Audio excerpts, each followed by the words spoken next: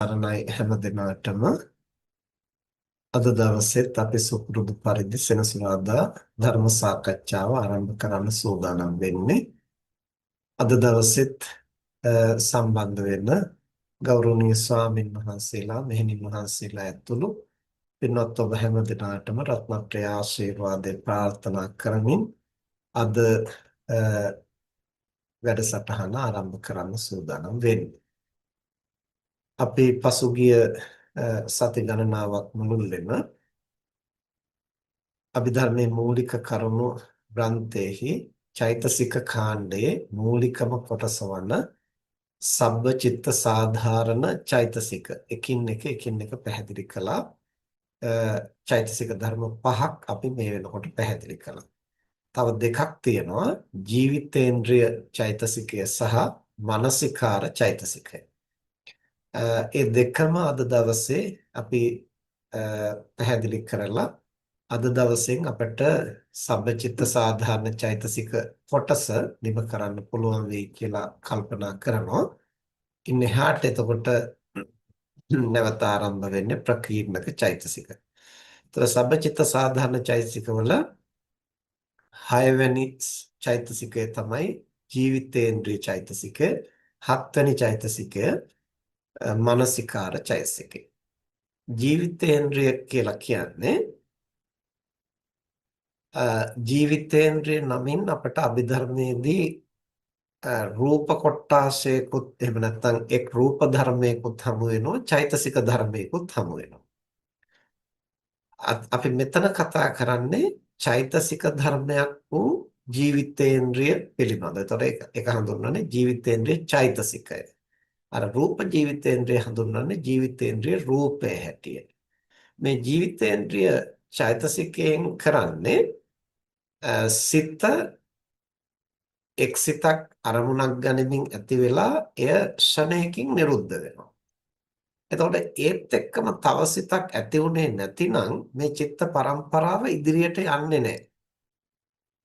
සිතේ ස්වභාවය තමයි එක සිතක් නිරුද්ධ වෙනකොටම ඊළඟ සිත. ඒක නිරුද්ධ වෙනකොටම ඊළඟ සිත. අතරක් නැතුව වේගවත්ව මේ ක්‍රියාවලිය සිද්ධ වෙනවා. අපි මීට පෙර කතා කළා චුතිසිත ඇති වෙලා ප්‍රතිසන්දිසිත ඇති වෙනකොටත් අර එතන අන්තරයක් නැහැ. අර එක් සිතක් ඇති වෙලා නිරුද්ධ වෙලා ඊළඟ සිත ඇති වෙන්න ගත වෙන අනුචිත්තක්ෂණය පමණයි. එතකොට ඒ තරම් වේගවත්ව පුද්ගලයාගේ චිත්ත පරම්පරා චිත්ත සංතතිය ක්‍රියාත්මක වෙනවා. එතකොට ඒක භවෙන් භවයට කොච්චර කාලයක් හෝ නිවන් දැකලා පිරිනිවන් පාන තෙක් ඒ පුද්ගලයාගේ චිත්ත සංතතිය භවෙන් භවේ පවතී. එතකොට අන්නේ එක් සිතක් නිරුද්ධ වුනහම ඊළඟ සිත, ඒක නිරුද්ධ වුනහම ඊළඟ සිත වශයෙන් මේ චිත්ත සංතතිය පවත්වාගෙන යන්නට උපකාර වෙන ගුණයක් තියෙනවා. අන්නේ ගුණය ඒක සිතේම හටගන්න ගුණයක්. ඒක තමයි ජීවිතේන්ද්‍රිය චෛතසිකයයි කියලා හඳුන්වන්නේ. දැන් මහානායක හඳුරෝ ඒක ලස්සනට පැහැදිලි කරනවා. රූප ධර්ම පරම්පරාවෝ කලක් පැවති සිඳියෙති.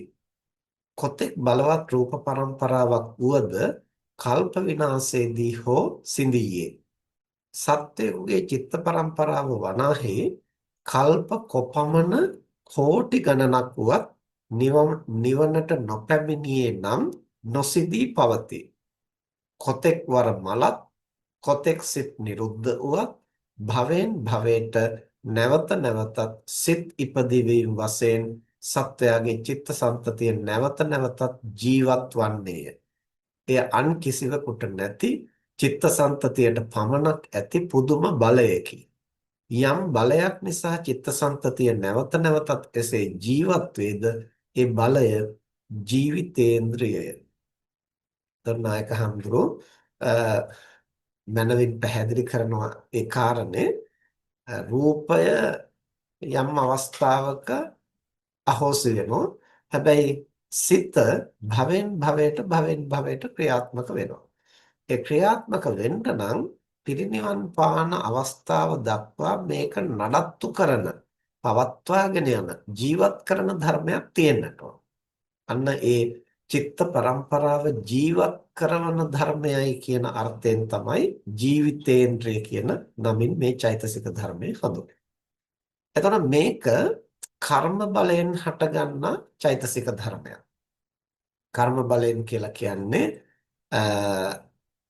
අපේ ප්‍රතිසන්දිය ලබනකොට අපි මීට ඉහතදී කතා කළා මේ ජීවිතයෙන් අපි මරණයටපත් වෙනවා නම් ඒ මරණයටපත් වෙනකොට චුතිසිතට පෙර ආතුව අපේ මනසට කර්ම නිමිති ගති නිමිති වශයෙන් අප විසින් මේ භවයේ හෝ පෙර භවයක හෝ කරන කියන ලද කුසල කුසල කර්මයන් අපට සිහිපත් වෙනවා අරමුණු වෙනවා. ඒක මරණ මොහොතේ විතරක් සිද්ධ වෙන දෙයක් නෙමෙයි, හැම මොහොතකම ඒක සිද්ධ වෙනවා. නමුත් අනිත් අවස්ථාවල එහෙම සිහිපත් උනායි කියලා ඒකේ 아무තු විශේෂයක් නැහැ. ඒක සිහිපත් වෙලා ඒක යටපත් වෙලා යනවා. නමුත් මරණාසන්න මොහොතේ සිහිපත් වුනහම දැන් මේ භවය එහෙම නැත්නම් මේ චිත්ත පරම්පරාව නිරුද්ධ වෙන අවස්ථාව නිසා අභිනව චිත්ත පරම්පරාව ආරම්භ කරන්නට අර ආසන්න වශයෙන් මතුවෙන කර්ම වේගය කුසලයේ හරි අකුසලයේ හරි ඒක තමයි මූලික වෙන්නේ පාදක වෙන්නේ. එතකොට ඒක කුසල් සිතක් නම් සුගතියක චිත්ත පරම්පරාව ජනිත කරනවා.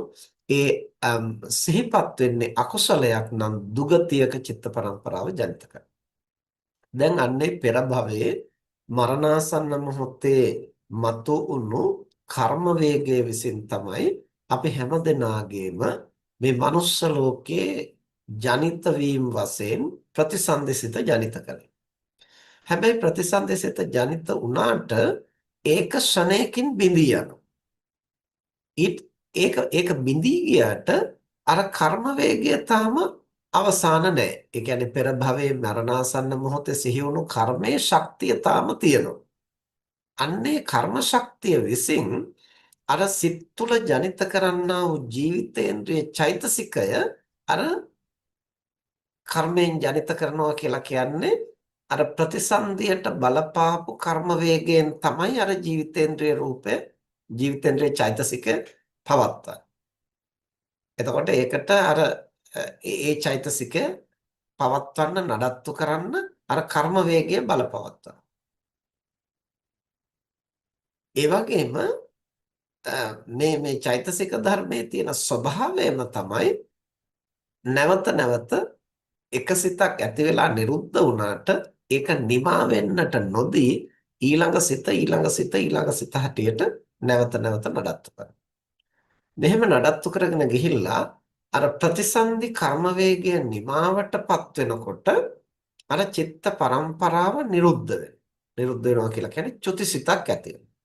හැබැයි චුතිසිතක් ඇති වුණාට ඒ චුතිසිතෙන් චිත්ත පරම්පරාව ඒ භවයට අදාළ චිත්ත පරම්පරාව නිම වුණාට ඊළඟ භවයේ යලි චිත්ත පරම්පරාව ප්‍රතිසන්දිසිතක් හැටියට නැවත ආරම්භ වෙන්නේ අර මරණාසන්න මොහොතේ නැවත මතුවෙන කුසල කර්මයක් හෝ අකුසල කර්මයක් හේතු කොට.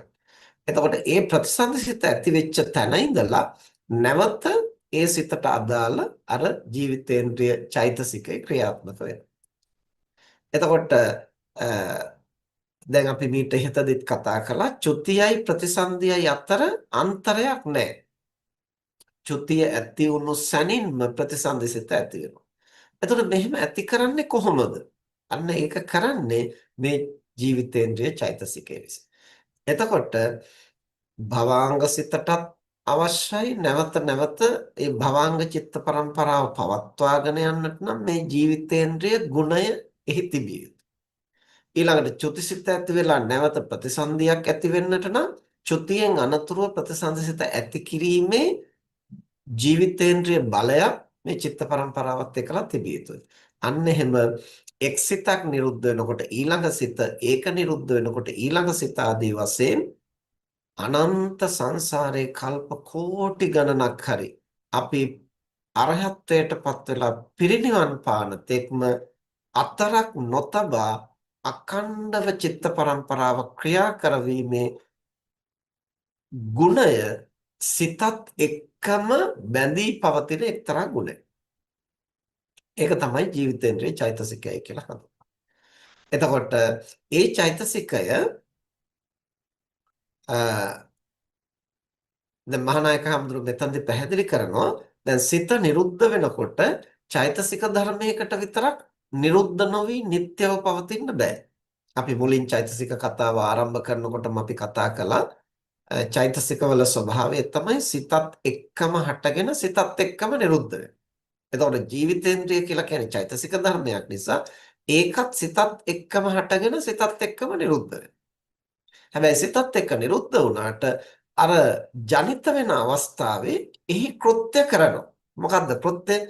ඊළඟට මේ සිත නිරුද්ධ වෙනවත් එක්කම අභිනව චිත්තය ජනිත කරවීමේ යම් බලයක් යම් යම් පසුබිමක්. එතකොට ඒකට යම් කිසි බලපෑමක් ඇති කරනවා මේ චෛතසිකයේ විසින්. දැන් සිතින් කරන්නේ අරමුණු ගැනීමනේ. ඒ අරමුණු ගැනීමේ කෘත්‍ය කරනවා මිසක් ඒ සිතට විතරක් පුළුවන් කමක් නැහැ තව තව සිතක් උපදවන්නට. ඒක අරමුණුගෙන නිරුද්ධ වෙනවා. ඒ සිතේ කෘත්‍ය කරලා නිරුද්ධ වෙනවා. හැබැයි ඒ සිතේ තියෙන මේ ජීවිතේන්ද්‍රය නැමැති ගුණය විසින් ඒ ගුණයට පුළුවන්කම තියෙනවා මේ සිත නිරුද්ධ වෙනකොටම ඒ චිත්ත පරම්පරාව තුළ ඊළඟට අදාළ සිත ජනිත කරවීමේ යම් බලයක් ඇති කරගන්න. ඒක තමයි ජීවිතේන්ද්‍රයේ චෛතසිකයේ කාර්යභාරය වෙන්නේ, කෘත්‍ය වෙන්නේ. එතකොට සෑම සිතක්ම අරමුණක් ගනිමින් ඇති වෙලා නිරුද්ධ වෙන නිසා ඊළඟ සිත ඇති කරන්නට ඒ සෑම සිතකම මේ ජීවිතේන්ද්‍රය නැමැති ගුණය තිබිය යුතුයි. එනිසා ජීවිතේන්ද්‍රයේ චෛතසිකය සබ්බචිත්ත සාධාරණ චෛතසිකයක් හැටියට හඳුන්වනවා. එතකොට ඒක කර්ම වේගයෙන් ජනිත වෙනවයි කියලා අ, අ, විතරක් නෙමෙයි ඒක සිතෙහිම ක්‍රියාත්මක වෙන එක්තරා මේ චිත්ත වේගයේම එක්තරා ගුණයක්. හැබැයි අර රූප ජීවිතේන්ද්‍රය ප්‍රධාන වශයෙන් කර්ම වේගයෙන් තමයි ජනිත කරන්නේ. එතකොට දැන් සිත ප්‍රතිසන්දිසිත ජනිත කිරීමේදී තමයි ඒ ප්‍රතිසන්දිසිත කර්මයෙන් ජනිත කරන නිසා ඒ කර්මයෙන් ජනිත කරන සිතේ අර ජීවිතේන්ද්‍රයේ චෛතසික ඒක චිත්ත ගුණාංගයක් හැටියටම ක්‍රියාත්මක වෙනවා. එතකොට වෙනම ඒක විතරක් කර්ම ශක්තියෙන් ඇති වෙනවයි කියලා අපට උපුටා දක්වන්න පුළුවන් කමක් නැහැ. ඒක අර සිතේම ගුණයක් හැටියට. එතකොට සිත යමක් හේතු කොටගෙනද හටගන්නේ. ඒ අදාළ හේතු ප්‍රත්‍යයන් නිසාම තමයි අර චෛතසිකයත් එතන ක්‍රියාත්මක වෙන්නේ. එතකොට අවිද්‍යාව නිසා, තෘෂ්ණාව නිසා, කර්මය නිසා, කවර හෝ සාධකයක් නිසා සිතක් ජනිත වෙනවනම් ඒ හැම සිතකම මේ ගුණාංගය ක්‍රියාත්මක වෙනවා. ඒ ක්‍රියාත්මක වෙනකොට ඊළඟ අවස්ථාවේ ඒ සිත නිරුද්ධ වෙනකොට නිරුද්ධ වෙනවා. හැබැයි ඒ නිරුද්ධ වුණාට තමන්ගේ කාර්ය කරනවා. මොකද්ද කාර්ය? ඒ චිත්ත පරම්පරාවේ හිදසක් ඇති නොවි, ප්‍රමාදයක් ඇති නොවි, අතරක් ඇති නොවි, දුරස් බවක් ඇති නොවි ඊළඟ චිත්තක්ෂණේ ඊළඟ සිත ඉපදවීමේ බලපෑම. එතකොට මෙන්න මේ විදිහට මේ ගුණය තියෙන නිසා තමයි කල්ප කෝටි ගණනක් හරි මේ චිත්ත පරම්පරාව. එතකොට පරම්පරාවල චුතිසිතෙන් අභිනව ප්‍රතිසංසිතක් ඇති වෙනකොට පරම්පරාවේ අතරතුර කොටස් වල පුංචි පුංචි වෙනස්කම් සිද්ධ වෙනවා. අපි අර පෙර දිනක කිව්වේ එකම දන්වැලක් ගත්තාම ඒකේ එක කොටසක් රත්තරන්ින් හදලා ඊළඟ කොටස රිදියෙන් හදලා ඊළඟ කොටස යකඩෙන් හදලා එහෙම වටිනාකම් වල වෙනසක් තියෙන්න පුළුවන්. හැබැයි මේ හැම පුරුකක්ම එකින් එකට සම්බන්ධ කරලායි තියෙන්නේ. සම්බන්ධ කරලා තියෙන නිසා ඒක එකම දන්වැලක් හැටියට ක්‍රියාත්මකයි. අන්න ඒ වගේ අපි මේ සසරට යම් කලයක බැසගත්තා නම් එතෙන් පටන් පිරිනිවන් පාලා මේ නාම රූප ධර්මයන් නිරුද්ධ වෙන මොහොත දක්වාම මේ චිත්ත පරම්පරාව එකම දාමයක් වගේ එකම දන්වැලක් වගේ එකකට පසුපස තව එකක් වශයෙන් ක්‍රියාත්මක වෙනවා. දැන් දන්වැලක තියෙන්නේ එකක් ඇතුලෙන් අනිත් එක දාලා පටලවපු ගතියක්. සිත්වල එහෙම එකක් නෙමෙයි තියෙන්නේ. සිත්වල තියෙන්නේ මේක නිරුද්ධ වෙනකොට ඊළඟ එක. ඒක නිරුද්ධ වෙනකොට ඊළඟ. මෙතන කැඩෙන්නේ නැති නිසා තමයි අපි ඒක දන්වැලක් වගේ කියලා සරල උපමාවක් ගන්න. ඒවා 100% භෞතික ධර්ම අපිට මානසික ධර්ම වලට සංසන්දනය කරන්න පහසු නෑ. දල උපමාවක් හැටියටයි අපි එතනදි කතා කරන්නේ. මේක එක්තරා දන්වැලක් වගේ ක්‍රියාත්මක වෙනවා එකින් එක එකක් පසුපස එකක්. එතකොට මේ හැම සිතක් ඇති වෙලා ඊළඟ සිත ඇති වෙනකොට ඒ තියෙන අතරතුර කාලය අර අනු චිත්තක්ෂණයක් තමයි මේක නිරුද්ධ වෙලා ඊළඟට උපදින්නට ගත වෙන්නේ. ඒකේ වෙනසක් ඇති වෙන්නේ ඒක භවාංග සිත් අතරත් එහෙමයි. ඊළඟට චක්කු විඤ්ඤාණ සම්පටිච්ඡන සම්තිරණ ආදී සිත් ඇති වෙනකොට ඒ චිත්ත වීති සිත්වලත් එහෙමයි. ඊට පස්සේ චුතිසිත ඇති වෙලා අභිනවාත්ම භාවයක ප්‍රතිසන්දිය ඇති වෙනකොටත් එහෙමයි. මේ හැමතැනම වෙනසක් නැතුව සිතක් නිරුද්ධ වෙන සැනින්ම ඊළඟ සිත ජනිත කරන්න මෙහි බලය ක්‍රියාත්මක වෙනවා. දැන් රූපවල ස්වභාවය තමයි රූප ජීවත්ව සිටියදීම තව රූප නිෂ්පාදනය කරන. රූපවලට යම් චිත්තක්ෂණ 17ක පමණ ආයු කාලයක් තියෙනවානේ. එතකොට චිත්තක්ෂණ 17යි කියලා කියන්නේ අණුචිත්තක්ෂණ 51. එතකොට එච්චර කාලයක් ඒකට ආයුෂ තියෙනවා. ආයුෂ තියෙන නිසා පළමු අණුචිත්තක්ෂණයේදී රූපේ ජනිත වුනහම අවසාන අණුචිත්තක්ෂණයේදී චිත්තේ නිරුද්ධ වෙනකොට මැද අණුචිත්තක්ෂණ 49ක් තියෙනවා. ඒ 49 පුරාවට රූප යලි යලි නිර්මාණය කරනවා. එතකොට මුලින් හටගත් රූපේ නිරුද්ධ වෙන්න කලින් තව රූප නිර්මාණය කරලා තියලයි නිරුද්ධ වෙන්නේ. නමුත් මේ සිතේ එහෙම එකක් නෑ. එක සිතක් ඇති වෙලා නිරුද්ධ වුණාට පස්සේ ඊළඟ සිත ජනිත වෙන්නේ. දැන් අර රූපය Taman ජීවත්ව සිටියදීම තව රූප කොටාස නිර්මාණය කරන නිසා ජනිත කරන නිසා ඒකේ අඛණ්ඩතාවය පිළිබඳ ලොකු ගැටලුවක් නැහැ. හැබැයි සිතේ අඛණ්ඩතාවය ගැන ගැටලුවක් මතුවෙනවා. එක් සිතක් නිරුද්ධ වුණාම ඊළඟ සිත හටගන්නේ කොහොමද? අන්න ඒකට අවශ්‍ය බලපෑම තමයි මේ ජීවිතේන්ද්‍රිය චෛතසිකයෙන් ඇති කරන්නේ. ඉතින් ඒක සෑම සිතකම තිබිය යුතු නිසා ඒක ජීවිතේන්ද්‍රිය චෛතසිකයක් හැටියට සිතේ ගුණයක් හැටියට සබ්බචිත්ත සාධාරණ චෛතසිකයක් හැටියට එය හඳුන්වනවා. දැන් අපි රූප ජීවිතේන්ද්‍රය පිළිබඳව පසුව රූප ධර්ම ගැන කතා කරනකොට කතා කරනවා. නමුත් මෙතනදී අපි මේ පිළිබඳව සුළුවෙන් යමක් සිහිපත් කළොත් ඒ රූප ජීවිතේන්ද්‍රය කියන එක ප්‍රධාන වශයෙන් කර්ම වේගයෙන්මයි ඇති කරන්නේ. කර්මජ රූපයක් හැටියට තමයි රූප ජීවිතේන්ද්‍රය සලකන්නේ. එතකොට රූප උපදවන හේතු හතරක් තියෙනවානේ. කර්ම, චිත්ත, ඍතු, ආහාර. කර්මයෙන් උපද්දවනවා, සිතෙන් උපද්දවනවා, ඍතු කියන්නේ උණුසුමෙන් උපද්දවනවා. ඊට පස්සේ ආහාරයේ රස ඕජාවෙන් උපද්දවනවා. එතකොට සිතක් ඇති තැනක පමණයි කර්මයෙන් හටගන්නා රූප, චිත්තයෙන් හටගන්නා රූප, ඕජාවෙන් හටගන්නා රූප ජනිත වෙන්නේ. සිතක් නැති තැනක ඍතු ගුණයෙන්, ඒ කියන්නේ සීතෝෂ්ණ, සීත කියන්නේ උණුසුමේ අඩු බවනේ. එතකොට උණුසුමේ අඩු වැඩි වීම මත ජනිත වෙන රූප කොටාස පමණයි භෞතික ලෝකයේ තුල, බාහිර ලෝකයේ තුල විඥානයකින් තොර, කියන්නේ අවිඥානික ධර්ම තුල පවතින්නේ අර ඍතු ගුණයෙන් හටගන්න රූප කොටාස විතරයි. නමුත් විඥානයක් සහිත කයක අර කර්ම වේගය විසින් හටගන්නා වූ රූප කොටාස පවතිනවා. ඒ බඳු රූප කොටාසයක් තමයි ජීවිතේන්ද්‍රිය රූපයයි කියන්නේ. ඒක ක්‍රියාත්මක වෙන්නේ කොහොමද? ඒකේ ස්වභාවය මොකක්ද කියන එක අපි රූප ගැන කතා කරනකොට අපිට කතා කරන්න පුළුවන්. මෙතනදී අපි දැනගන්න ඕන මේ කතා කරන්නේ චෛතසික ධර්මයක් පිළිබඳව. ඒ චෛතසික ධර්මය සබ්බචිත්ත සාධාරණ චෛතසිකයක්. ඒක සබ්බචිත්ත සාධාරණයි කියන්නේ සෑම සිතකම අනිවාර්යෙන් යෙදෙන ධර්මයක් නිසා ඇයිද චෛතසිකය අනිවාර්යෙන් යෙදිය යුත්තේ? ඒ හැම සිතක්ම නිරුද්ධ වුණාට පස්සේ ඊළඟ සිත ජනිත වෙන්නේ. එතකොට මේ අතර සබඳතාවය, එහෙම නැත්නම් මේ එක් සිතකට පසු තව සිතක් වශයෙන් මේ චිත්ත පරම්පරාව ජීවත් කරවීමේ ක්‍රියාව, ඒක හුදෙක් සිතට විතරක් කරන්න පුළුවන් කමක් නැහැ. මොකද සිත කියන්නේ අරමුණු ගැනීමයි. එතකොට අරමුණ ගැන සිත නිරුද්ධ වෙනවා. තමන්ගේ කෘත්‍ය කරලා.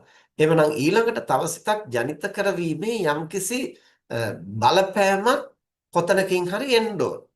ඒතකොට ඒක එන්නේ දෙවියන් වහන්සේගෙන්වත් එහෙම නැත්නම් වෙනත් බලයකින්වත් මේ සිතේම ජනිත වෙන එක්තරා ගුණයක් විසින් නැවත චිත්ත පරම්පරාව පැවැත්වීම සඳහා යම් බලපෑමක් ඇති කරනවා. ඒතකොට මේ බලපෑම අහෝසි වෙන්නේ අරහත් මාර්ගඥානය සාක්ෂාත් කරලා පිරිනිවන් පාන අවස්ථාවේදී පමණයි ඒ ශක්තිය අහෝසි වෙන්නේ. එතකම්ම ප්‍රතඥ සෝවාන් සකෘදාගාමි අනාගාමි අරහත් කියන රහතන් වහන්සේ තුලත් චිත්ත පරම්පරාව අඛණ්ඩව පවත්වන්නේ මේ ජීවිතේන්ද්‍රය චෛතසිකයේ විසින්. පිරිනිවන් පානත් එක්ක. එතකොට ඒක තමයි ජීවිතේන්ද්‍රය චෛතසිකයේ කාර්යභාරය වෙන්නේ ස්වභාවය වෙන්නේ. ඊළඟට හත්වෙනි චෛතසික ධර්මය තමයි මානසිකාර. මානසිකාර කියන එක අපිට ගොඩාක් නිකන් සමීප වචනයක් වගේ දැනෙනවා. යෝනිසෝ මානසිකාර, අයෝනිසෝ මානසිකාර කතාවත් එක්කලා. නමුත් මෙතන මානසිකාර කියලා හඳුන්වන්නේ ඒ යෝනිසෝ මානසිකාර, අයෝනිසෝ මානසිකාර කියන පොදු తත්වය නෙමෙයි. මේක එක්තරා චෛතසික ධර්ම. ඒ යෝනිසෝ මනසිකාර අයෝනිසෝ මනසිකාර කියලා කතා කරන්නේ චෛතසිකයක තියෙන ස්වરૂපය ගැන නෙමෙයි. එතන කතා කරන්නේ සිත් ගැන. ප්‍රධාන වශයෙන් මනසිකාර කියලා හඳුන්වනවා ආවර්ජන සිත්. එයිද ආවර්ජන සිත් මනසිකාර කියලා හඳුන්වන්නේ භවාංග චිත්ත පරම්පරාව පවතින තාක්කල් ඒ තනත්තා පවතින්නේ පෙර භවයේ මේ යන මොහොතේ ජනිත වුණු කර්ම වේගය අරමුණු කරමින් තමයි භවාංග චිත්ත පරම්පරාව. ඒ කියන්නේ ප්‍රතිසන්දිසිත සහ භවාංග චිත්ත පරම්පරාව ක්‍රියාත්මක වෙන්නේ. දැන් සත්වයාට බාහිර ඇසින් රූප, කනින් ශබ්ද, නාසයෙන් ගන්ධ, දිවෙන් රස, කයින් පොට්ටබ්බ මේවා බාහිර ආරම්මන ගන්නේ නැති හැම අවස්ථාවකම ඒතරත්තාගේ సంతානේ ක්‍රියාත්මක වෙන්නේ භවාංග චිත්ත පරම්පරාව. ඒ භවාංග චිත්ත පරම්පරාව පවතින තාක්කල් ඒතනත්තාට බාහිර කරුණු අරමුණු කරන්න බෑ. බාහිර කරුණු මෙනෙහි කරන්න බෑ.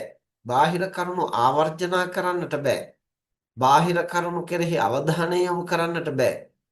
ඒ නිසායි අපි පෙර දිනේකත් සිහිපත් කළේ අපිට නිින්ද ගියාම භවාංග සිතනම් තියෙන්නේ ඒ භවාංග සිත තියෙන අවස්ථාවේ ඒතනත්තාට මොනම සිහිනයක්වත් පෙනෙන්නේ නැහැ. ඒ අවස්ථාවේ කොහොමද හිටියේ කොහෙද හිටියේ මොකක්ද උනේ මොකක්වත්ම දැනෙන්නේ. ඉතින් මේ தත්ත්වය භාවනා කරද්දිත් ඇති වෙන්න පුළුවන්. භාවනාවට වාඩි වෙලා ඉඳද්දී අපේ සිත භවාංගගත වෙන්නට. එතකොට මේ භවාංගගත වීම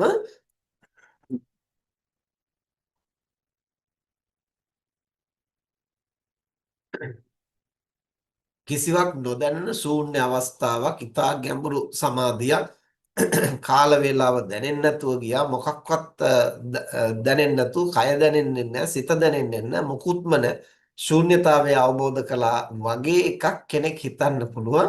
ඇයි අර භවාංගයට පතිත වුණාට පස්සේ අකණ්ඩව භවාංග චිත්ත පරම්පරාවක් ක්‍රියාත්මක වෙනවා. ඒ වෙලාවට ඒතනත්තාට බාහිර කිසිදු අරමුණක් පිළිබඳව සංඥාවක් ඇති වෙන්නේ නැහැ.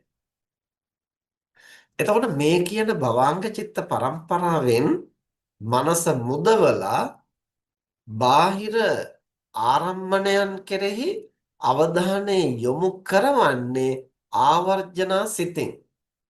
ආවර්ජනා සිත දෙවිධයකට ක්‍රියාත්මක කරන පංචද්වාරා වජ්ජන සහ මනෝද්වාරා වජ්ජන. ඇසට රූපයක් අරමුණු වෙනකොට ඒ අරමුණු වෙන සැනින්ම භවාංග චිත්තෙහිත් එය යම් චලනයක් ඇති කරනවා. ඒක තමයි භවාංග චලන කියලා හඳුන්වන්නේ. ඊට පස්සේ භවාංග චලනය ඇති වෙච්ච ගමන් භවාංග චිත්ත පරම්පරාව නවතිනවා. නැවතුණු ගමන් ඒක භවාංග උපච්ඡේද. නැවතුණු ගමන් ඊළඟට ඇති වෙන්නේ පංචද්වාරා වජ්ජන. දැන් ඔන්න භවාංග චිත්ත පරම්පරාවෙන් සිත මුදවලා සිත මිදිලා එතනින් කැඩිලා එතනින් බිඳිලා බාහිර ලෝකයේ ආරම්මන ආවර්ජනා කරන තැනට මෙනෙහි කරන තැනට විමසා බලන තැනට ඒතරත්තාගේ චිත්ත සන්තතිය යොමු වෙනවා. අන්නේ යොමු කරන සිත තමයි පංචද්වාරා වජ්ජන සිතයි කියලා කියනවා. ඊළඟට මනෝද්වාරයට කෙලින්ම අරමුණක් ස්පර්ශ වෙනකොට කෙලින්ම මනෝද්වාරා වජ්ජන. ඒ මනසට ආපු අරමුණ මොකක්ද කියලා සිහි කරන ගතිය, විමසා බලන ගතියක් තියෙනවා. ඒක මනෝද්වාරවයි. මේ පංචද්වාරා වජ්ජන මනෝද්වාරා වජ්ජන වශයෙන් ඇති වෙන ආවර්ජන සිත් තමයි සාමාන්‍ය සාමාන්‍ය නෙමෙයි අපි භාවනාව පිළිබඳව කතා කරනකොට යෝනිසෝ මනසිකාර අයෝනිසෝ මනසිකාර කියලා හඳුන්වන්නේ අන්නේ ආවර්ජන සිතින් බාහිර අරමුණු කරා යොමු වීම. ඒ බාහිර අරමුණු කරා යොමු වෙනකොට අපි සති සම්පජඤ්ඤයෙන් කටයුතු කළොත් පමණයි අර චක්කු විඤ්ඤාණ සම්පටිච්ඡන සම්තීරණ වොත්තපනේ ළඟට යනකොට අපේ මනස අකුසලයක් ග්‍රහණය කරන්නේ නැතුව ලෝභ ද්වේෂ මෝහ වශයෙන් මුසපත් වෙන්නේ නැතිව අලෝභ අද්වේෂ අමෝහ වශයෙන් කුසල මූලිකව විදර්ශනා මූලිකව අපට ලෝකය දකින්නට පුළුවන්. හැබැයි ඒ බාහිර ලෝකයට අපේ අවධානය යොමු වෙනකොට අපි සති සම්පජඤ්ඤයෙන් තොරව නම් කටයුතු කරන්නේ ඒ තැනත්තාට චක්කු විඤ්ඤාණ සම්පටිච්ඡන සම්තීරණ වොත්තපන ආදී ඇති වෙනකොට ඒවා පිළිබඳව ඇති වෙන ආකල්පය ලෝභ මූලික, ද්වේෂ මූලික, මෝහ මූලික වෙන්නට පුළුවන්. ඒතර මනෝද්වාරික අරමුණු පිළිබඳවත් එහෙමයි. මනසට කෙලින්ම අරමුණක් එනකොට දැන් ඇසෙන් ඇස නිසා කලින් ගත්තු ආරම්මණය පසුව අපට සිහිපත් වෙන්න පුළුවන්, මතක් වෙන්න පුළුවන් මනෝද්වාරය. එහෙම මතක් වෙනකොට ඒ මතක් වෙන අරමුණ කෙලින්ම මනසටයි. ඒ මනසට එනකොට අර පංචද්වාර වජ්ජන ඊට පස්සේ චක්කු විඤ්ඤාණ සම්පටිච්ඡන සම්තීරණ ඒ ක්‍රියාවලිය මොකුත් අවශ්‍යතාවයක් වෙන්නේ නැහැ. කෙලින්ම මනෝද්වාර වජ්ජනේ ඒ කියන්නේ මනසට ආපු අරමුණු කළා එතන ඉඳලා ජවන්සිට ක්‍රියාත්මක වෙනවා. දැන් එතකොට අපට ඇත්තටම අපි ලෝකයෙන් ඇසින් අරමුණු ගත්තට කනින් නාසයෙන් දිවෙන් කයින් අරමුණු ගත්තට ඒ ගන්නා අරමුණ පිළිබඳව අපි යෝනිසෝ මනසිකාරයෙන් විමසා බලන්නට මේ මනසේ ඇති කරන මනෝද්වාරා වජ්ජනය ඊටාම වැදගත් කාරණයක් වෙනවා. මොකද අර චක්කු විඤ්ඤාණාදී චිත්ත වීති ඇති වුණාට චක්කු විඤ්ඤාණාදී මුල් කරගෙන චිත්ත වීති ඇති වුණාට මේ එක චිත්ත වීතියකින් අපිට සමස්තය පිළිබඳ අදහසක් මතුවෙන්නේ නැහැ. ඒ චක්කු විඤ්ඤාණ චිත්ත වීතිය ඇති වුණාට පස්සේ ඒ ආරම්මණය මනසින් ගනිමින් යලි යලි මනෝද්වාරික චිත්ත වීති ගණනාවක් ඇති වෙනවා. ඒවට කියනවා අනුබන්ධක මනෝද්වාරික චිත්ත වීති. අනුබන්ධක කියලා කියන්නේ අර ඇසින්ගත්තු අරමුණ අනුව යමින් මනෝද්වාරික චිත්ත වීති හටගන්නේ. අන්නේ මනෝද්වාරික චිත්ත වීති ගණනාවක් ඇති වෙනකොට තමයි ඒතනත්තාට මේ ඇසින් දැකපු රූපය පිළිබඳ පැහැදිලි අදහසක් ඇති වෙන්නේ. ඒ නිසා ඇත්තටම අර චක්කු විඤ්ඤාණ සම්පටිච්ඡන සම්තීරණ වොත්තපන කියන ඒ සිත්වලිනුත් අරමුණ පිළිබඳව යම් අදහසක් ඇති කරනවා.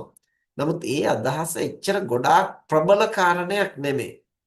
ඒක ඊ타ත්ම මෘදු විදිහට ඇති වෙන කාරණයක්. මේ මනෝද්වාරා වජ්ජණයෙන් ඒක නැවත නැවත මනසින් ගනිමින් යලි යලි ඒ ගැන කල්පනා කරනකොට තමයි අන්න ප්‍රපංච නිර්මාණය වෙන්නට පටන් ගන්නේ. අපි මේ ඇස කියලා විතරක් ගත්ත එක කාරණයක් පැහැදිලි කරගන්න ඕන නිසා නැත්නම් කන නාසය දිව කය ආදි වශයෙන් ඇති වෙන ආරම්මනවලදීත් එහෙමයි. ඒ ආරම්මණය යන්තමට ග්‍රහණය කිරීම තමයි ඊටාම මෘදු විදිහට තමයි සෝතද්්වාරික චිත්ත වීති, ඝානද්්වාරික, જીවහාද්්වාරික, කායද්්වාරික චිත්ත වීති වලදී කෙරෙන්නේ. ඒ හැම එකකටම පස්සේ ඊට පස්සේ යන අනුබන්ධක වශයෙන් ඒ අරමුණම ගනිමින් මනෝද්වාරිකව නැවත නැවත සිත් පහළ. එතකොට අන්නේ මනෝද්වාරිකව සිත් පහළ වෙනකොට තමයි අර යලි යලි අර පංච මේ භවාංග චිත්තයෙන් සිත මුදවලා බාහිර අරමුණ ප්‍රත්‍යවේක්ෂා කරන තැනට ආවර්ජනා කරන තැනට මෙනෙහි කරන තැනට අවධානය යොමු වෙනවා. අන්න එහෙම මෙනෙහි කරන්නට අපට උදව් වෙන්නේ අර මනෝද්වාරා වජ්ජනය නිසා යෝනිසෝ මනසිකාර අයෝනිසෝ මනසිකාර කතාවේදී ප්‍රධාන වශයෙන් ඒ ආවර්ජනාසිත තමයි යෝනිසෝ මනසිකාර අයෝනිසෝ මනසිකාර කතාවේදී මනසිකාර කියලා කියන්නේ ඒ ආවර්ජන සිතයි. එතකොට ඒ ආවර්ජන සිත ඇති වෙච්ච ගමන් දැන් චක්කු විඤ්ඤාණාදී චිත්ත වීතිවලදී ආවර්ජන පංචද්වාර වජ්ජන සිත ඇති වුණාට පස්සේ චක්කු විඥාන සම්පටිච්ඡන සම්තිරණ වොත්තපන ආදී ගණනාවක් ඇති වෙනවා. හැබැයි මනෝද්වාරික චිත්ත වීති වල ස්වභාවය තමයි කෙලින්ම මනෝද්වාර වජ්ජනයත් වෙලා ඊට පස්සේ ජවන් සිත් පටන් ගන්න. ආය අර සම්පටිච්ඡන සම්තිරණ ඒ මොකක්වත් නැහැ. එතකොට අර මනෝද්වාර වජ්ජනයම යෝනිසෝ මනසිකාරයෙන් යුක්ත නොවුනොත් එහෙම එතන ඉඳන් කෙලින්ම ජවන්සිට අයෝනිසෝ මනසිකාරයෙන් ඒ කියන්නේ ලෝභ, ද්වේෂ, මෝහ මුල් කොටගෙන තමයි ක්‍රියාත්මක වෙන්නේ. අර මනෝද්වාරවජ්ජනයම සති සම්පජඤ්ඤයෙන් යුක්තව මතු කරන්නට පුළුවන් නම් තමයි අපිට එතනින් එහාට ඥාන සංප්‍රයුක්තව ඒ පිළිබඳ තීරණ ගන්නට පුළුවන්. ඉතින් මේ ආවර්ජන සිත කියන්නේ ක්‍රියාසිත. ඒක කුසලය මතවත් අකුසලය මතවත් ඒ කියන්නේ පූර්වකృత කර්ම විපාකයකින් ඇති වෙන සිතක් හැටියට නෙමෙයි. ඒ වගේම අභිනවයෙන් කුසල කුසල කර්ම ජනිත කරන සිතක් හැටියටත් නෙමෙයි.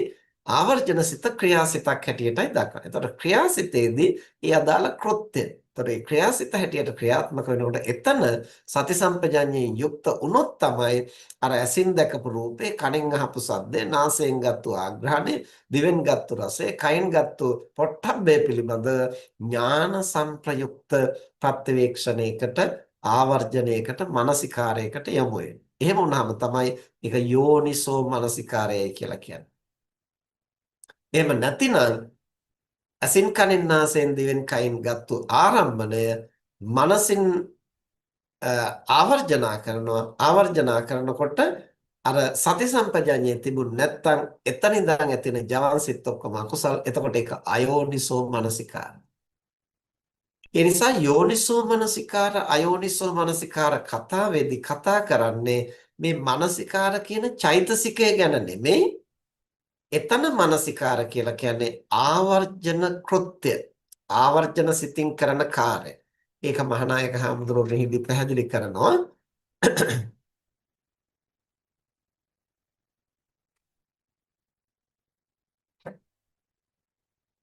භවාංග චිත්ත පරම්පරාවට වෙනස් වූ අභිනව චිත්ත පරම්පරාවන් ඇති කරන්නා වූ අර්ථයෙන් ආවර්ජන චිත්තයටද මනසිකාර යන නම කියනු ලැබේ.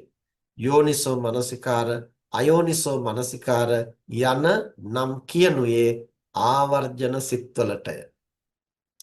එතකොට මුලින්ම අපි ඕක තේරුම් ගන්නට ඕන. ඊළඟට අපි යමු මනසිකාර චෛතසිකය. දැන් මේ කතා කරන එක සිතේ තියෙන ගුණයක් ගැනයි මේ කතා කරන්නේ. චෛතසික කියන්නේ සිතේ තියෙන ගුණයක්නේ. අර යෝනිසෝ මනසිකාර අයෝනිසෝ මනසිකාර කියලා කිව්වේ සමස්ත සිතකින් කෙරෙන කාර්යභාරයක්. ඒක සිද්ධ වෙන්නේ ආවර්ජන සිතේ. ඒ ආවර්ජන සිත සති සම්පජාඤ්ඤයෙන් යුක්ත වුණොත් තමයි එතන යෝනිසෝ මනසිකාර වෙන්නේ. එතකොට එතන සති සම්පජාඤ්ඤයෙන් යුක්ත නොවුනොත් අයෝනිසෝ මනසිකාර. එතකොට ඒක වෙනම කතාවක්. දැන් මේ මනසිකාර කියන සබ්බචිත්ත සාධාරණ චෛතසිකය. ඒ චෛතසිකයෙන් මොකද්ද කරන්නේ? මනසිකාරය අභිධර්ම පාළියේහි වෙන් වශයෙන් උදුරා නොදක්වන ලද චෛතසිකයකි. එබැවින් එය පිළිබඳ නිර්දේශයක්ද අභිධර්ම පාළියේ නැත. එය දක්වා තිබෙන්නේ අටුවාවෙහිය. එහිද එය ගැන වැඩි විස්තරයක් නැත.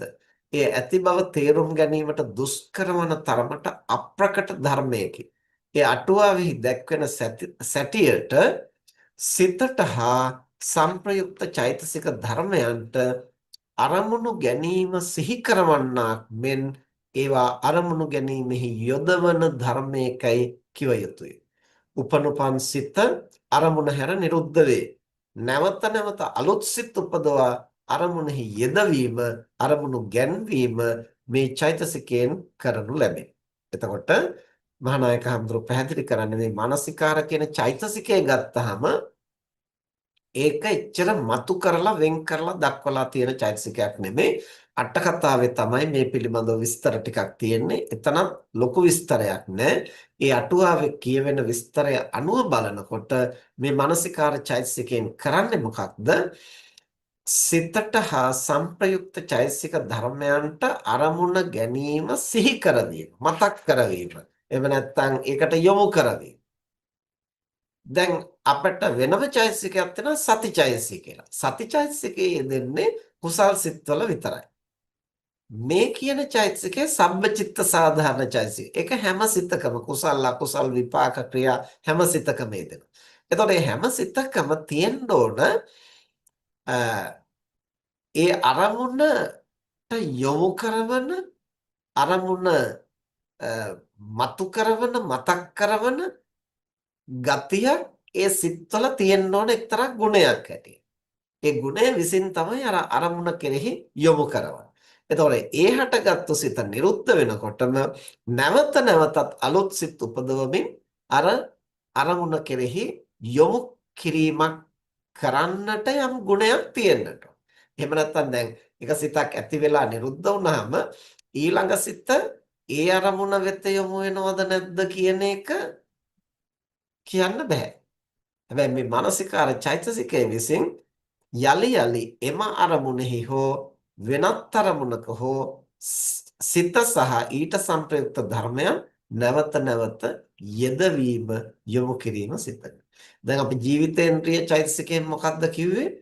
එක් සිතක් නිරුද්ධ වෙනකොට අතරතුරක් ඉතිරි නොවි ඊළඟ සිත ඒක නිරුද්ධ වෙනකොට ඊළඟ සිත ආදී වශයෙන් මේ චිත්ත පරම්පරාවේ අතරක් නොතබා අකණ්ඩව සිත් පරම්පරාව පවත්වාගෙන යන්න ජීවත් කරවන්නට උදව් කරන එක. මානසිකාර චෛතසිකයෙන් කරන්නේ කුසලය හෝ අකුසලය හෝ ක්‍රියාව හෝ විපාකය හෝ ඒ කවර සිතක වුණත් ඒ අදාළ අරමුණට යොමු කරවන්නට අරමුණ පිළිබඳව සිහි ගන්වන්නට ක්‍රියාත්මක වෙන ගතියක් මේ මානසිකාර චෛතසිකෙහි පවතිනවා. ඉතින් ඒක දැන් අභිධර්ම පාළියේහි මේක ප්‍රකට කරලා වෙනම චෛතසිකයක් හැටියට මතු කරලා දක්වලා නැති බව අට කතාවේ ඒක මතු කරලා දක්වලා තියෙන බවත් නමුත් ඒ පිළිබඳව ලොකු තොරතුරු ගොඩක් නැහැ මේ චෛතසිකය ඊටාම සූක්ෂම තියනවද නැද්ද කියන බවවත් හඳුනා ගන්නට බැරි තරම් සූක්ෂම ධර්මයක් කියන බව මහානායක හඳුරු පැහැදිලි කරන්නේ. ඉතින් දැන් අපි අර පෙර දිනෙත් කිව්වා මේවා ගැන අපි කතා කරනකොට සමහර වෙලාවට අපිට වෙන වෙන ධර්මත් එක්ක පැටලෙනවා. දැන් මානසිකාර කියනකොට අර යෝනිසෝ මානසිකාර අයෝනිසෝ මානසිකාර කතාවත් එක්ක පටලවාගෙන ඊට සාපේක්ෂව තමයි මේ මානසිකාර චෛතසික දිහා බලන්න අපි පෙළඹෙන්නේ. ඒක වැරදි. ඒක වැරදි නිසා තමයි මම මුලින්ම පැහැදිලි කළේ මේ යෝනිසෝ මානසිකාර අයෝනිසෝ මානසිකාර කතාව එන්නේ මේ මානසිකාර චෛතසිකය ගැන නෙමෙයි. ඒක ආවර්ජන සිත් වලින් කෙරෙන කෘත්‍ය සම්බන්ධවයි මේ කතා කරන්නේ. මෙතන මානසිකාර කියලා කියන්නේ කුසල් අකුසල් ක්‍රියා විපාක සෑම සිතකම නොයරදීම හටගන්න එක්තරා සූක්ෂම ගුණයක් පිළිබඳ. ඉතින් අපි සමහර දේවල් ගැන කතා කරනකොට ඒ ගුණය හා බැඳී ක්‍රියාත්මක වෙන අවශේෂ ගුණාංගවල කරුණු ඒක රාශීව තමයි අපිට සමහරවිට ඒ අදහස ඔලුවට එන්නේ. ඉතින් ඒක නිවැරදි කාරණයක් නෙමෙයි. මේවා වෙන්ම පරිස්සමින් ඒ චෛතසිකයේ පමණක් ඒකට අදාළ ගති ලක්ෂණ විතරක් වෙන්කොට හඳුනා ගන්න එක ඊටාම දුෂ්කර සියුම් කාරණයක්. නමුත් අපි නැවත නැවත ඒවා ගැන හිතනකොට කල්පනා කරනකොට තමයි ඒවා වටහා ගන්නට පුළුවන් වෙන්නේ. එහෙම කල්පනා කරන්නේ නැතුව හිතන්නේ නැතුව අතහැරලා දැම්ම කොහොමත් අපිට ඒවා වැටහෙන්නේ නැහැ. ඉතින් රේරුකාණේ මහානායක හඳුරෝ උන්වහන්සේ සමහර අවස්ථාවල කියලා තියෙන කාරණයක් තමයි මේ ධර්ම කාරණා පිළිබඳව යම් තැනක උන්වහන්සේට පැහැදිලි නැතිනම් වැටහෙන්නේ නැති තැනක් තියෙනවා නම් උන්වහන්සේ එකම ධර්ම කාරණය වසර ගණනාවක් නැවත නැවත හිතනවා කල්පනා කරනවා. ඒ කියන්නේ එකම ධර්ම කාරණේ ගැන නොකඩවා හිතනවා කියන එක නෙමෙයි. අද හිතලා ඒක තේරෙන්නේ නැත්නම් හෙටත් සමහර විට ඒ ගැන තව සතියකිනුත් තව මාසෙකිනුත් තව අවුරුද්දකිනුත් කරුණු පැමිණෙන හැටියට ඒ Tamanට වැටහෙන්නේ නැති කරුණ පිළිබඳව නැවත නැවත කල්පනා. එහෙම කල්පනා කරනකොට තමයි අන්න කාලයක් ගත වෙනකොට අර පිළිබඳ පැහැදිලි වැටහීමක් ඇති වෙනවා. හැබැයි ඒ කල්පනා කරන්නේ නිකම්ම නෙමෙයි. සුතමය ඥානෙ පාදක කොටගෙනයි චින්තාමය වශයෙන් කල්පනා කරන්නේ. දැන් අද ගොඩක් දෙනා චින්තාමය ඥානය කියලා කිව්වට තම තමන්ට හිතෙන හැටියට. දැන් අද ගොඩක් ස්වාමීන් වහන්සේලා ගිහි භවතුන් දහම් කරුණු කියනකොට ඒ පිළිබඳව තමන්ට හිතෙන හැටි, තමන්ට දැනෙන හැටි, තමන්ට හිතෙන හැටි තමයි අපට හිතන්න වෙන්නේ. හැබැයි තමන්ට හිතන විදිහ අර මූල ධර්ම වලට සමපාත වෙන්නට ඕන. ඒවට අනුකූල වෙන්නට ඕන. ඒ මූලධර්ම වලට බුදුදහමේ තියෙන මූලධර්ම වලට අනුකූලව හිතන්න බැරි නම් ඒ තනත්තගේ චින්තනය ධර්මානුකූල චින්තාමය ඥානයක් නොවේ. උදාහරණයක් හැටියට දැන් ගත්තොත් අපිට පේනවා ඔය මානසික රෝගීන්ට ප්‍රතිකාර කරන රෝහල් වල ඊළඟට උපදේශන ආයතන වල මේ තැන් වලට ගියහම හුඟා දැනුගත්කම් ඇති අය.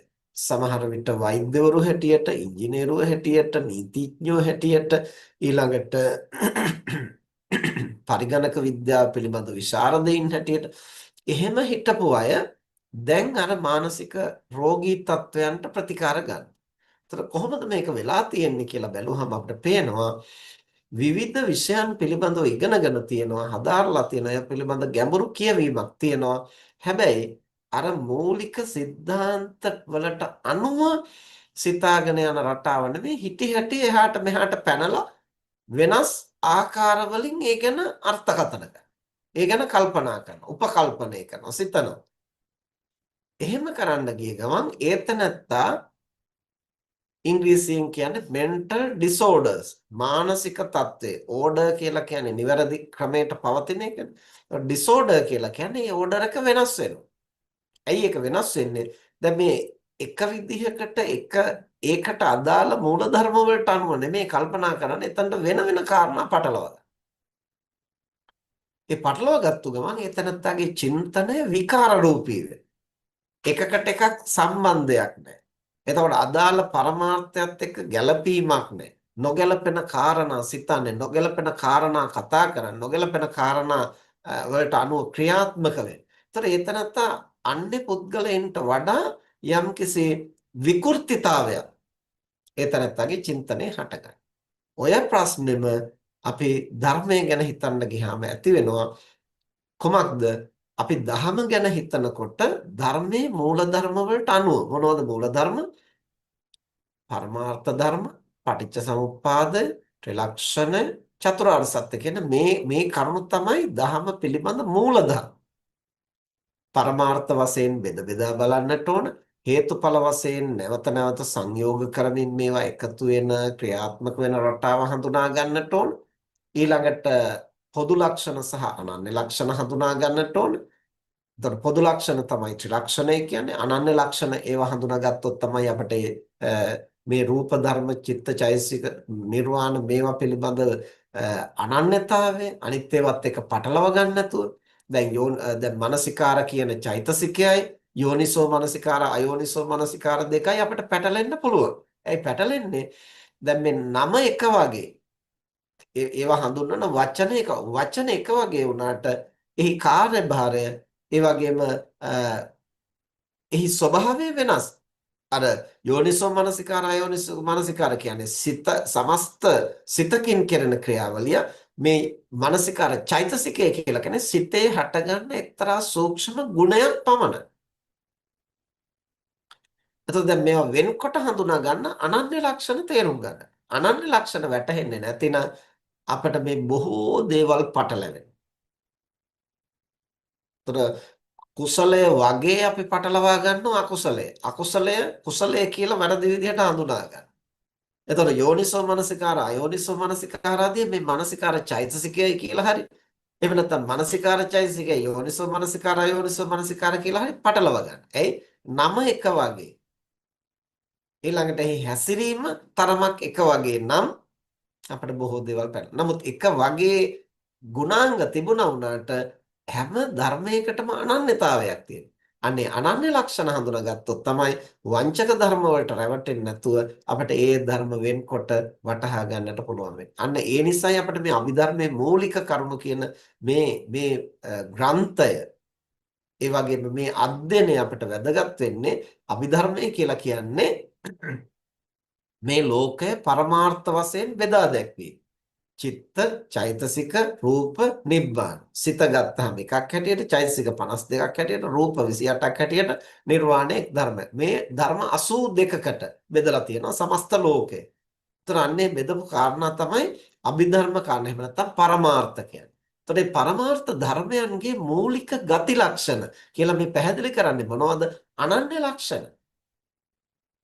එතකොට ඒවා නිකන් එක වගේ යන සමානයි වගේ පෙනෙන ලක්ෂණ තියෙන්න පුළුවන්. ඒවා විතරක් අපි ග්‍රහණය කළොත් අපිට පටලැවෙනවා. අනන්‍ය ලක්ෂණ හඳුනා ගන්නකොට තමයි මේ චෛතසිකයේ මෙන්න මේ බඳු ස්වභාවයක් තියෙන්නේ. මේකෙන් කෙරෙන්නේ මේකයි. මේක ජනිත වෙන්නේ මෙහෙමයි. මේකේ ඵලය වෙන්නේ මේකයි. ආසන්න කාරණේ වෙන්නේ මේකයි. ආදී වශයෙන් අපට වැටහෙන්නට පටන් ගන්නවා. එතකොට ඒ අවබෝධය අපට අවශ්‍යයි ධර්ම පිළිබඳ විචක්ෂණ වෙන්නට. එතකොට පරමාර්ථ ධර්ම වශයෙන් අපි ලෝකේ බෙදා බලනකොට අනන්‍ය ලක්ෂණ හඳුනා ගැනීම අත්‍යවශ්‍යයි. ඊට පස්සේ අනන්‍ය ලක්ෂණ තියෙන මේ ධර්ම හේතු ප්‍රත්‍ය වශයෙන් සංයෝග වෙනකොට අර සූවිසි ප්‍රත්‍ය කතාවේදී කියවෙන දැන් ප ဋ ාණේදී පැහැදිලි කරන හැටියට මේවා හේතු ප්‍රත්‍ය ආරම්භන ප්‍රත්‍ය ආදී වශයෙන් එක එක විදිහට මේවා ප්‍රත්‍ය වෙනකොට සංයෝග වෙන්නේ කොහොමද? ඒවෙන් ඇති වෙන ප්‍රතික්‍රියා මොනවද? වෙන වෙනම කරන කාර්යභාරයක් තියෙනවා, එකතු වුනහම කරන කාර්යභාරයක් තියෙනවා. අපි පෙර දින එකක් කිව්වා අපි රසායන මූල ධර්ම පිළිබඳව ඉගෙන ගත්තොත් ඒවා මූලික ස්වභාවයන් ගැන ඉගෙන ගන්නවා. ඊට පස්සේ ඒවා සංයෝග වෙනකොට සමහර ඒවා ගිනි ගන්නවා, සමහර ඒවා පුපුරනවා, සමහර ඒවා දුම් දානවා, සමහර ඒවා වාෂ්ප වෙනවා, සමහර ඒවා ද්‍රව බවට පත් වෙනවා, සමහර ඒවා ඝන බවට පත් වෙනවා. එක් එක් විදිහේ ප්‍රතික්‍රියාවක්. ඒ අර සංයෝග වෙනකොට. එතකොට බෙදා බලලා අනන්‍ය ලක්ෂණ හඳුනා ගන්නත් ඕන සංයෝග කරමින් ඒවැ ප්‍රතික්‍රියාවන් අපි හඳුනා ගන්නටත් ඕන. ඊළඟට පොදු ලක්ෂණ සාමාන්‍ය ලක්ෂණ හැටියට ත්‍රිලක්ෂණය. ඒ ත්‍රිලක්ෂණ අවබෝධයත් එක්කලා තමයි මේකේ නිස්සාරත්වය නොයදගත්කම අපට වැටහෙන්නේ.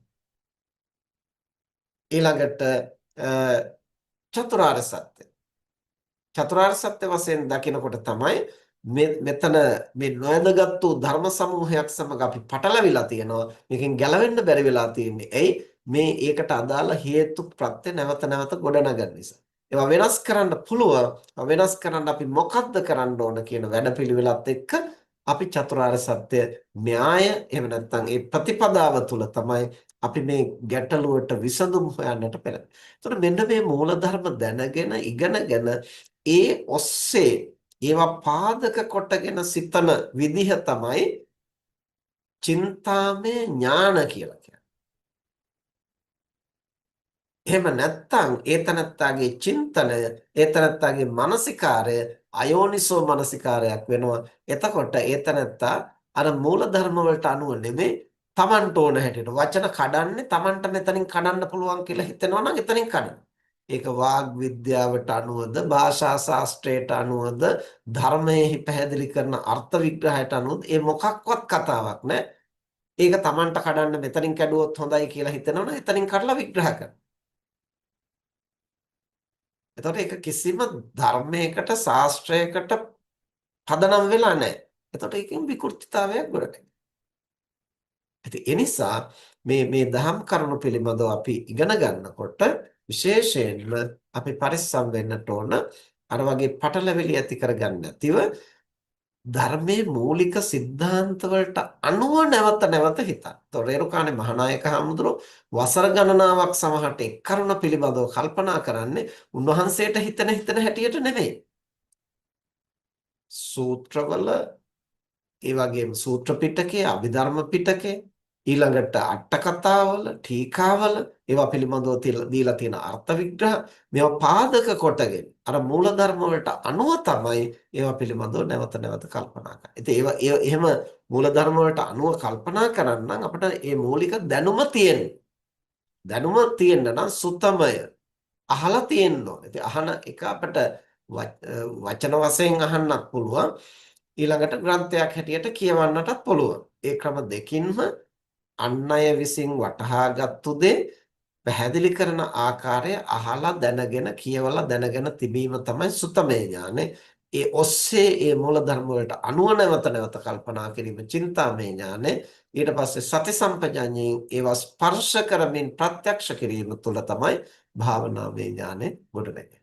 ඉතින් ඒ විදිහට මේ කරුණු එකපාරටම අපට නොයැටෙන්නට පුළුවන්. නමුත් නැවත නැවත ඒ නොයැටෙන තැන් යලි යලි කියවමින් ඒ වගේම ඒ පිළිබඳව විග්‍රහ කරන නිවැරදි දේශනාවන් ශ්‍රවණය කරමින් අපි ගැඹුරට සිතමින් කල්පනා කරමින් මේ වගේ විටින් විට අපි එකතු වෙලා සාකච්ඡා කරමින් දීර්ඝ කාලයක් ඒවා ගැන කල්පනා කරනවා වගේම සති සම්පජඤ්ඤය සිහිනුවණ උපදවාගෙන අපි මේවා Tamanගේම සිත තුළින් පරීක්ෂා කරද්දී තමයි අපිට මේ ධර්ම ටික ටික වැටහෙන්නට ගන්නෙ.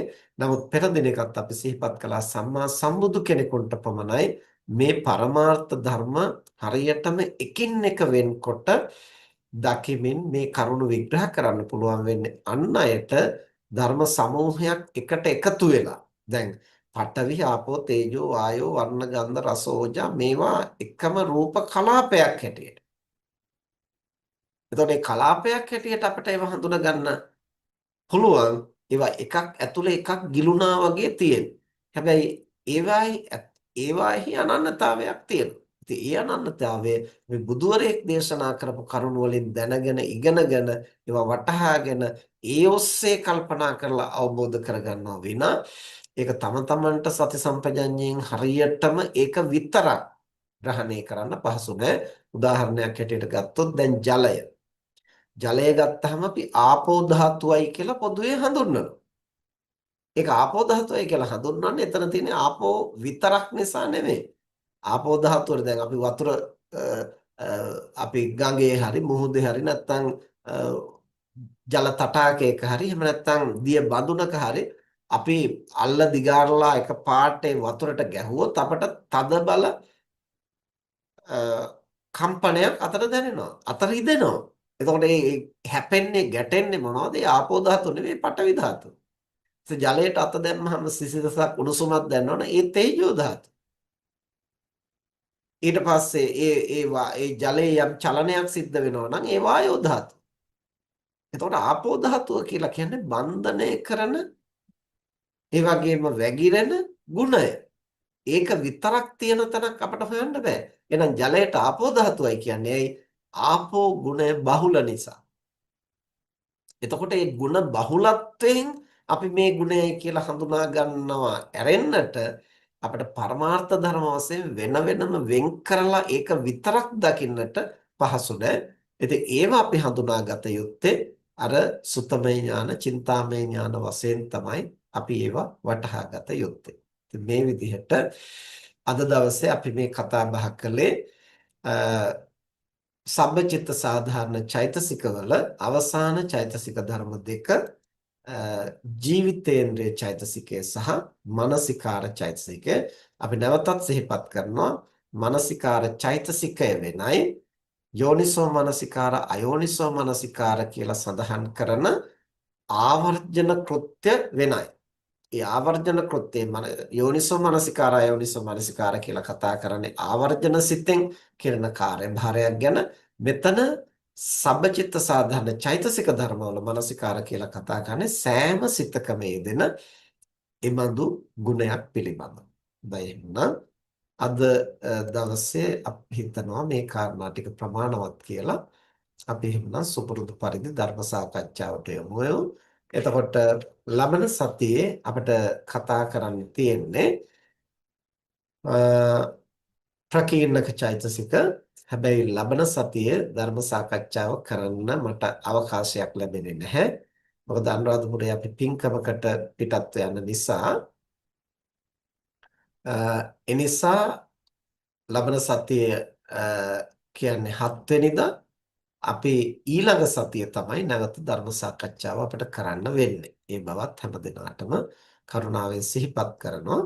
හොඳයි එහෙනම් අපි ධර්ම සාකච්ඡාව ආරම්භ කරමු.